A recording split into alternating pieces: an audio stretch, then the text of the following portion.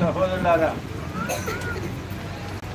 మీ Mohan father లాగా, Naidu father లాగా, ఇప్పుడు నా ప్రసాద్ లాగా అంత గంభీరమైన కొంచెం కాదు నాకు.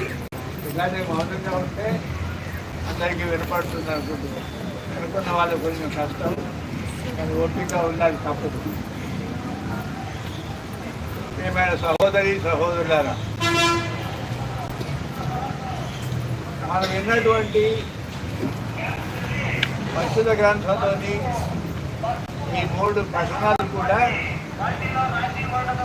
మనకు ఈ పండుగ ఎందుకు చేస్తున్నాము అన్న దానికి జవాబులు అనేవి ఇస్తూ ఉన్నాయి. ఎందుకు బాలయేసును ఆరాధ్య దైవంగా స్వీకరించి ఆయనను పూజించి ఆరాధించే మనం, ఆయన ఎందుకు రక్షణ దీవెనలు పొందే మనం ఎందుకు పదే పదే ఆ ప్రభుని ఆశ్రయించి ఆయన శరణు కోరి వేడుకుంటూ ఉండాలి, ఎందుకు పదే పదే ఆయన దగ్గరికి వస్తూ ఉండాలి, మన జీవితాలకు ఆయనే మూలం అన్నటువంటి ఆ భక్తిభావంతో ప్రభుతోటి సజీవ సంబంధం పెట్టుకొని మనం ఎందుకు ఉండాలి అన్న ప్రశ్నలకు ఈ వేడుక ఎందుకు జరుపుకుంటున్నాం మనం బాలయేసు గౌరవార్థం అన్న దానికి కూడా జవాబులు ఇస్తున్నాయి ఈ 3 పట్టణాలు కూడా. మొదటి పట్టణంలో చాలా చక్కగా ఎందుకు ఆ ఏక దేవుడు రక్షణ ప్రణాళిక ప్రకారం దైవ కుమారుడైన యేసు ప్రభు మన మానవ స్వభావం నిండుగా స్వీకరించి మానవ రూపము, మానవ స్వభావము మనలాగా ఆయన స్వీకరించి మన మధ్య ఎందుకు అవతరించారు అన్న ప్రశ్నకు జవాబు చెప్తూ ఆ లేఖను రాసిన పుణ్యాత్ముడు ఆనాటి క్రైస్తవ సంఘస్థులు అర్థం చేసుకోవడానికి రాసినటువంటి లేఖలోని మాటలు ఇవి. మనం కూడా అర్థం చేసుకోవాలని మళ్ళీ అలాంటి భావం మనలో ఉండి ఈ ప్రభువుని ఈ విధంగా గుర్తిస్తూ ఈ ప్రభుని ఆరాధిస్తూ ఉండాలనే మనకు మళ్ళీ ఒకసారి ఈ వాక్యం గుర్తు చేస్తుంది. మానవులమైన మన స్థితిగతులను నిండుగా పంచుకొని, మన స్వభావాన్ని నిండుగా పంచుకొని అనుదినం వచ్చే ఇబ్బందులు ఏమిటో, సైతాను యొక్క శోధనలు ఏమిటో, మన జీవిత పోరాటాలు ఎదుర్కొనే సమస్యలు ఏమిటో, వీటన్నిటికీ తట్టుకొని నిండుగా జీవించడం ఎంత కష్టతరమో అన్న విషయాన్ని ఎక్కడో పరలోకంలో ఉండి ఆలోచించి తెలిసినటువంటి ప్రభువు కాదు, ఆ ప్రభు మన మధ్య మనలాగా అవతరించి అవన్నీ ఆయన కూడా అనుభవించారు, కళ్ళారా చూశారు. ఆయన కూడా మనతో ఐక్యమై మన స్వభావంలో ఆయన కూడా భాగస్థుడై, కానీ పాపం మినహా చెడు అన్నదానికి దూరంగా ఉండి అన్ని విషయాలలో మనలాగా జీవించిన ఆయన మానవుల మనం కూడా ఆయన అనుసరించి ఆయనలాగా అటు దేవునితో తోటి సహోదరులతో సత్సంబంధాలు పెట్టుకొని పుణ్యంతో కూడిన జీవితాన్ని జీవిస్తూ నిర్మలమైన మనస్సు కలిగి దేవుని యొక్క ఆజ్ఞలకు ఆయన వేసిన ప్రణాళికకు ఆయన బోధించిన విషయాలకు కట్టుబడి ఉండి వినయ విధేయతలతో ఈ ప్రభులాగా మనం కూడా జీవించాలన్న ఆదర్శాన్ని మన ముందు పెట్టడానికి మన స్వభావాన్ని స్వీకరించి మనలాగా మన మధ్య ఒక మానవునిగా ఉదయించారు, బాలయేసుగా ఉదయించారు. ఆ గొప్ప సత్యాన్ని మనం మళ్ళీ జ్ఞాపకం చేసుకునే ఇంటి భక్తులు మనం అంటే మొదటి పట్టణంలో ఏమని ప్రకటించబడింది ప్రవక్త మాటల ద్వారా. ఆయన మలాకి ప్రవక్త చెప్పిన మాటలు, ఆయన వచ్చినప్పుడు ఆయన చెంత నిలవగలవాడెవడు, ఎవరు నిలబడగలుగుతారు? అలా వచ్చిన రక్షకుడిగా, వచ్చిన విమోచకర్తగా వచ్చి ఆయన ఎదుట ఎవరు నిలబడగలరు? ఇది అవసరము. మానవులమైన మనకు ఆ విమోచనకర్త అవసరం. ఆ విమోచనకర్త ద్వారానే మన జీవితాలు విమోచింపబడతాయి, రక్షింపబడతాయి, పావనం చేయబడతాయి, పాపం సంఖ్యల నుండి విడుదల గావించబడతాయి. అందుకే ఈ లోకానికి వచ్చారు ఆయన. ఆయన వచ్చినప్పుడు ఆయన చెంత ఎవరు నిలవగలరు అన్న ప్రశ్న వేశారు ఆ మాటల్లో మలాకి ప్రవక్త. మనం 15వ కీర్తనలో చదువుతూ ఉన్నాం. మనం కీర్తనాకారుడు కూడా ఎన్నో దశాబ్దాల క్రితమే అలాంటి భావాన్ని వ్యక్తం చేస్తూ ఉన్నారు. మానవ మాత్రుడు దేవుని చేత నిలవగలడా? దేవుని చేత నిలవడానికి ఎంత ధైర్యం ఉండాలి, ఎంత గుండె ధైర్యం ఉండాలి అని కూడా మనకి పరోక్షంగా మనకు ఒక ప్రశ్న వేస్తున్నారు. ఆ ప్రశ్న వేస్తూ ఎవరైతే గుండె మీద చేయి వేసుకొని ఇదిగో నా జీవితం ఈ విధంగా సిద్ధంగా ఉంది, దేవుని ఆజ్ఞలు కట్టుబడి జీవిస్తున్నాను నేను అన్న ఆ వ్యక్తులు మాత్రమే, అలాంటి వ్యక్తులు మాత్రమే ఆ దేవుని చెంత, ఆ దేవుని చెంత నిలవగలరు, ఆ దేవుని పర్వతంపైకి ఎక్కగలరు అని 15వ కీర్తనలో ఆ కీర్తనాకారుడు చెప్పిన మాటలు మన పరిశుద్ధ గ్రంథంలో ఉన్నాయి. ఏమని చెప్తున్నారు అక్కడ? ఆగండి అందరికి వినపడదు కదా, ఆగండి మైక్ లేదు కదా, ఆగండి. ప్రభు నీ మందిరమున వసింపగలవాడెవడు? అమ్మ మౌనంగా ఉంటుంది, పెద్ద చెప్పక్కర్లేదు, మీరు చెప్పుకోండి. నీ పవిత్ర పర్వతం మీద నిలవగలవాడెవడు? నిందారహితముగా జీవించువాడు, ధర్మము పాటించువాడు, హృదయపూర్వకముగా సత్యము పలుకువాడు, ఇతరుల మీద కొండెములు చెప్పనివాడు, స్నేహితునికి కీడు చేయనివాడు, ఇరుగు పొరుగు వారి మీద నిందలు మోపనివాడు. ఈ విధమైనటువంటి మంచి గుణగణాలు కలిగిన, శుద్ధంగా ఉండే మనసు కలిగిన, అలాంటి వ్యక్తిత్వం కలిగిన వ్యక్తులు మాత్రమే ఆయన చెంత నిలవచ్చే ధైర్యం చేయగలరు అని దాని తాత్పర్యం, దాని అర్థం అది. ఆ విధంగా ధైర్యం చేయలేని మానవ మాత్రమైన మనకు మరి అలాగే దూరంగా ఉందామా? యోగ్యత లేదని, బలహీనులమని, అపవిత్రులమని, ఎవరు ఉండగలరా దేవుని సమక్షంలో అని అనుకొని ఇక వెళ్లకుండా ఉండగలమా? ఉండడమా? లేక లేదు, ధైర్యం చేయాలి. అందుకే ఈ విమోచనకర్త ఆ మలాకి ప్రవక్త ఏమంటున్నాడు? ఆయన సబ్బు లాంటి వాడు, ఒక కంసాలి నిప్పులో ఏ విధంగా వెండి బంగారాన్ని శుద్ధి చేస్తారో అలా మనల్ని శుద్ధి చేయడానికి ఇగో విమోచనకర్త వస్తున్నారు. ఆ విధంగా వచ్చిన ఆయన మనల్ని శుద్ధీకరిస్తేనే అయోగ్యులము, పాపాత్ములము, దేవుని ఎదుట నిలవజాలము, నిలవటానికి ధైర్యం చేయజాలం మనం. అటువంటి మనల్ని ఆ పరిస్థితి నుండి విమోచించి ఆయన సమక్షంలో నిలుచునే యోగ్యత మనని ప్రసాదిస్తారు. మనలో ఉన్న చెడును కడిగి వేస్తారు, అశుద్ధత్వాన్ని దూరం చేస్తారు, సైతాను శక్తులు గురైన మన జీవితాలను మళ్ళీ ప్రక్షాళన గావించి శుద్ధీకరిస్తారు మనల్ని. అందుకే ఆయన వస్తున్నారు. ఆయన అలా జరిగినప్పుడు, అలాంటి భాగ్యానికి మీరు నోచుకున్నప్పుడు, మానవ మాత్రమే మీరు నోచుకున్నప్పుడు ఆయన ద్వారా మీరు ఆ దేవుని చెంత నిలిచే ధైర్యం చేయగలరు. ఆ పర్వతం, ఆ దేవుని యొక్క పవిత్రమైన పర్వతం ఎక్కగలరు, మీరు ఆయన చెంత నిలవగలరు. అలా నిలవడానికి అవసరమైనటువంటి ప్రక్షాళన, శుద్ధీకరణ, పాప క్షమాపణ, పాపం దూరంగా ఉండడానికి శక్తి, బలము, ఇవన్నీ కూడా మనకు ఇవ్వడానికి, అందుకు అవసరమైన జ్ఞానం ప్రసాదించడానికి ఇదిగో ఈ విమోచనకర్త వస్తున్నారు. అలా వచ్చిన ఆయన ఈ విధంగా మీకు మేలు చేస్తారు అని మలాకి ప్రవక్త ఆనాటి ప్రజలకు చెప్పిన మాట, ఇజ్రాయేలు ప్రజలకు. ఎందుకంటే ఎన్నో వందల సంవత్సరాలుగా విమర్శకర్త ఎప్పుడు వస్తారు అని వేచి ఉన్నారు వాళ్ళు. వాళ్ళకి ఈ మాట చెప్తున్నారు, వస్తారైనా నీకోసమే వస్తారైనా, సడన్గా వచ్చేస్తారు నీ మధ్య కాలంలోకి.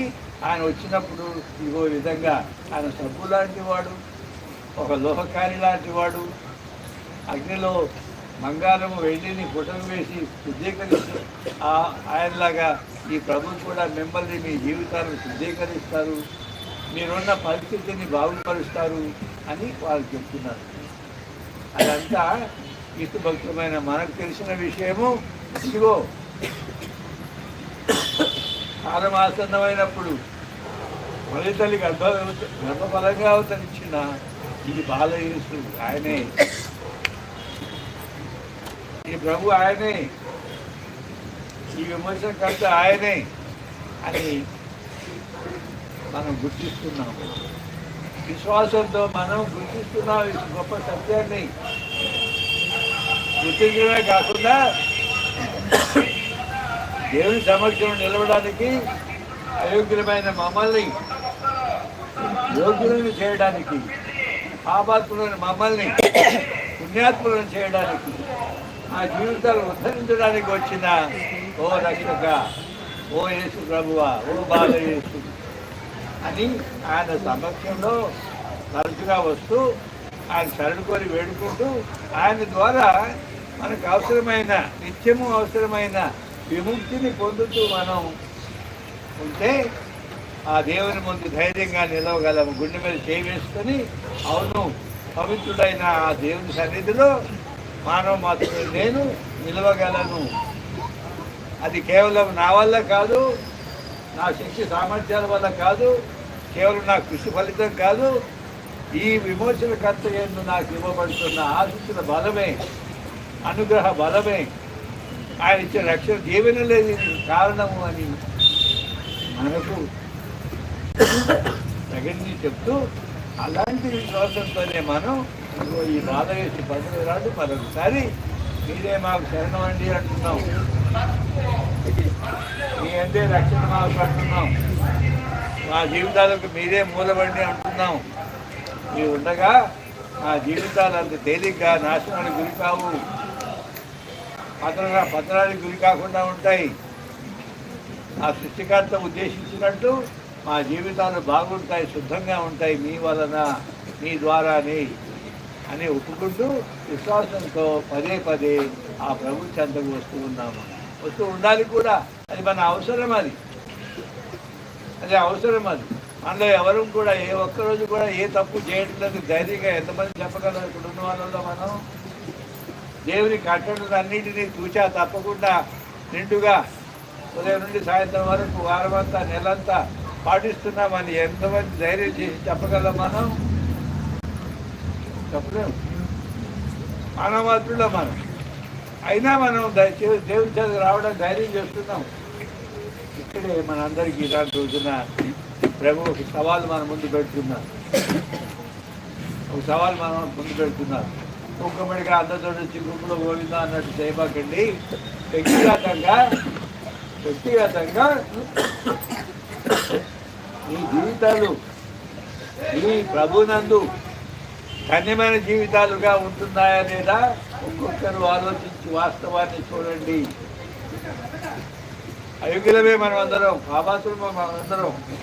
ఈ ప్రభు ద్వారా మనకు ఇవ్వబడుతున్నట్టు శుద్ధీకరణ, పాప క్షమాపణ, పాపం నుండి విముక్తి అనేది, చెడు అన్నదాన్ని దూరంగా ఉండే శక్తి అనేది, అనుగ్రహం అనేది ఈ ప్రభు నుండి వస్తుంది కదా.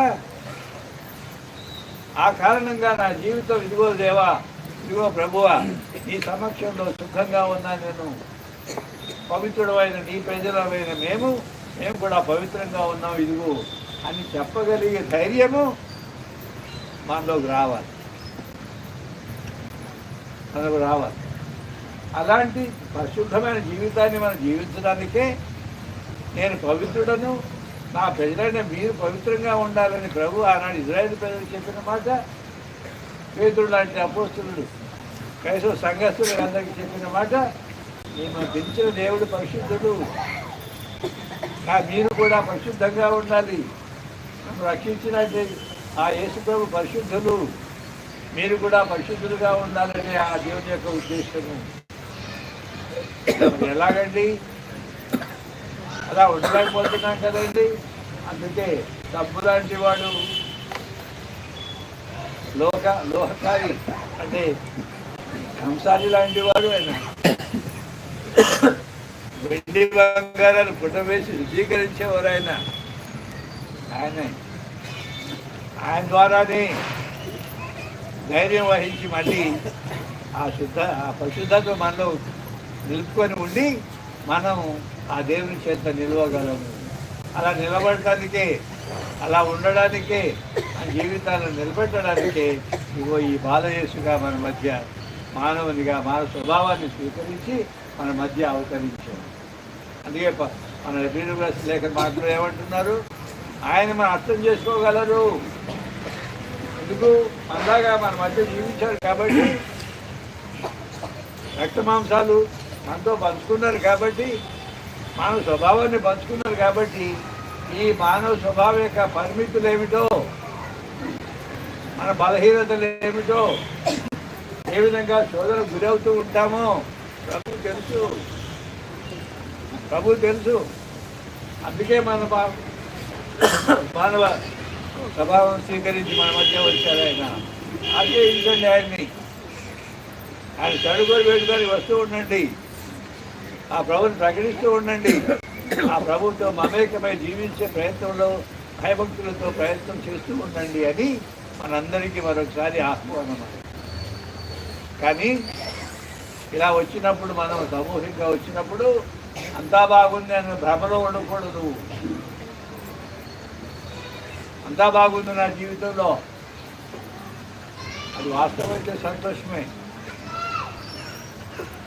కానీ మనందరికీ తెలిసిన విషయం, ఒక్కొక్కరి జీవితంలో ఒక్కో విధంగా చెడు అనేది, పాపం అనేది దానికి సంబంధించిన ఏదో ఒక రూపంలో కొంత ఉంటుంది. మనకి అది ఒప్పుకునే ధైర్యం చేయాలి. మనం దాని నుండి విముక్తి గావించండి ప్రభుని వేడుకుంటూ ఉండాలి మనం.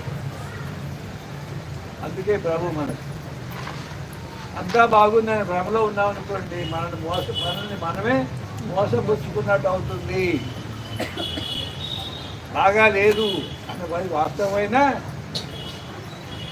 కన్ను మూసుకొని నీళ్ళు పాలు తాగినట్టుగా, బావిలోని కప్పలాగా వాస్తవాన్ని చూడకుండా ఉండే విధంగా మనం తయారై అంతా బాగానే ఉంది మన లోపల మన మనసాకి చెప్తూ ఉంటుంది. కీర్తనకారుడు చెప్పాడే, ఇలాంటి వాడు దేవుని సమస్యలు నిలవగలడు. వాస్తవంగా మన మనసాకి శుద్ధంగా ఉంటే, బాగా ఉంటే మనకు తెలిసి వస్తుంది. ఈ పని చేస్తే ఎలా ఉంటావయ్యా దేవుని దగ్గర? ఇలాంటి జీవితం జీవించే నువ్వు దేవుని దగ్గర ఎలా పోతావు? ఎలా శుద్ధంగా ఉందని ఎలా చెప్పుకుంటావు నువ్వు అన్నది లోపల నుంచి స్వరం వినపడుతూనే ఉంటుంది మనకు. అలాగని మన ఎవరు తప్పు చేయము, నేను ఏ తప్పు చేయట్లేదు మనలో ఎవరు కూడా అనకూడదు.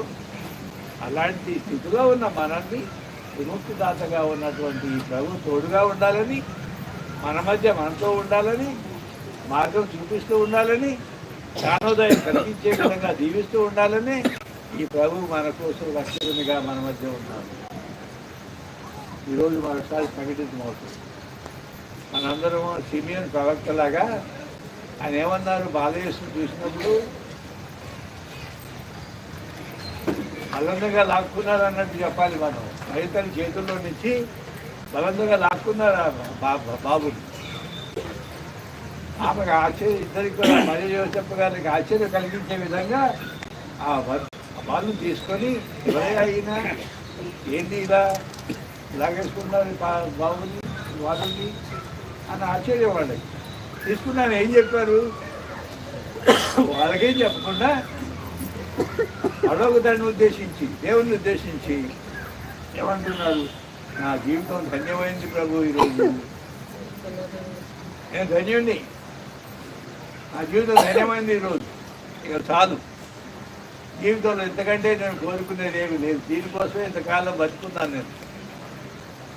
ఈ రక్షణ చూడకుండా మననేపడి మీరే వాగ్దానం చేశారు కదా, ఇక కన్నారా రక్షకుని దర్శించే భాగ్యం మీరు ప్రసాదించారు. ఇక చాలు, నాకు నేను తయారుగా ఉన్నాను మీ చెంతకు రావడానికి.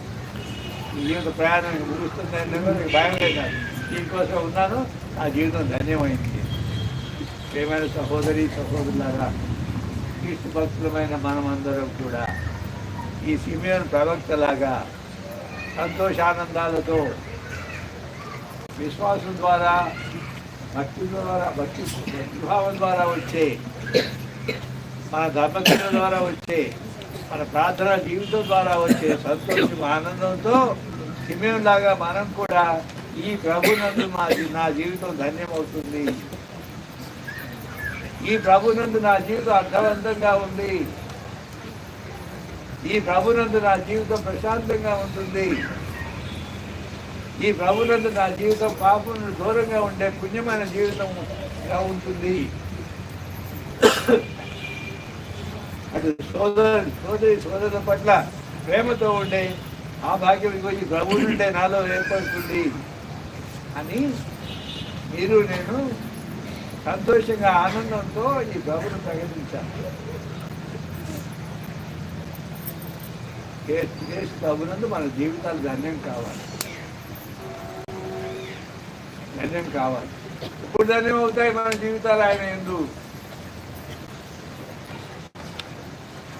నిండుగా ఆ ప్రభువుని ఆ జీవితాల్లోనికి స్వాగతించినప్పుడు, స్వీకరించినప్పుడు, గుర్తించినప్పుడు, ఆయన స్వరం ఏంటి దాని ప్రకారం జీవించే ప్రయత్నం చేస్తున్నప్పుడు, భయంతో భక్తితో పాపభీతితో దైవభీతితో మరి జీవించే ప్రయత్నంలో ఉంటున్నప్పుడు తప్పకుండా నేను సిమియోను ప్రవక్తలాగా నా జీవితం ఈ యేసు ప్రభువును ధన్యమవుతుంది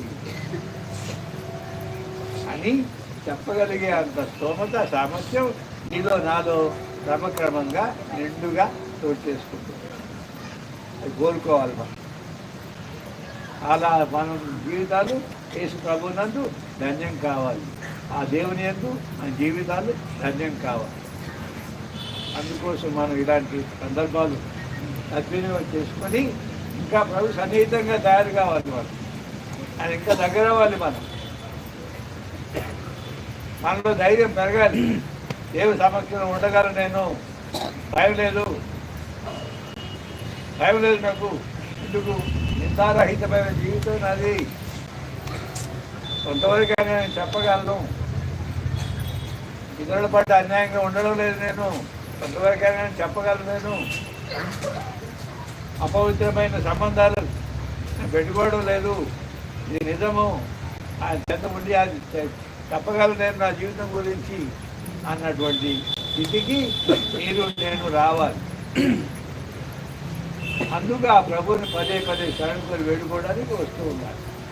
నిన్న అలా ఉన్నాం, ఈరోజు అలా ఉన్నాం, రేపు కూడా అలా ఉంటాం అన్నాం అనుకోండి, మరి సబ్బు లాంటి వాడి ప్రభు దగ్గరికి వచ్చి ఏం శుభ్రత పొందుతున్నాం? శుద్ధీకరణ ఇవ్వగలిగే ప్రభు చెంతకు వచ్చి ఏం పొందుతున్నాం? ఏమీ లేదు. అలా కొనసాగుతుంది. అంతా బాగానే ఉందన్న భ్రమలో ఉండి కొనసాగచ్చు మనం. లేదు, సిమియోనులాగా మనం కూడా ప్రభువుని సంతోషంగా ప్రకటించే వాళ్ళంగా, ఆయన చెందిన వాళ్ళంగా మన జీవితాలు మనం ఉంటూ ఉండాలని ఈరోజు మరొకసారి వేడుకుందాం. మరి ఫాలో చేసి ఆ దేవానికి ఇచ్చిన ఆ విషయాన్ని గురించి విన్నాం. వాళ్ళు కూడా ఆశ్రయించి కడుకొని వేడుకుందాం. ఈ విధంగా మనందరినీ జీవించి ఈ ప్రభువునందు మన జీవితాలు పావనం కావాలి, ధన్యమవుతూ ఉండాలి, అర్థవంతంగా ఉండాలని ప్రార్థన చేసుకుంటూ దేవబలి పూజలు కొనసాగుతాం. అందరూ చేతులు జోడించి ఒక నిమిషం మౌనంగా ప్రార్థన చేయండి నాతో పాటు.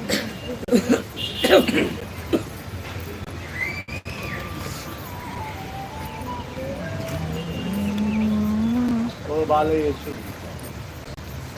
మంచోతారం ఎత్తిన దైవ కుమారుడు అయిన ఓ యేసు, బాలయేసు, నీకిదే మా స్థుతి, స్తోత్రములు, వందనములు. నీ జంట నిలబడడం కానీ, నిలిచడం కానీ, ఈ జీవబలిలో పాల్గొనడం కానీ, దివసప్రసాదాలు స్వీకరణం కానీ నేను యోగ్యుడను కాను, అయోగ్యుడను.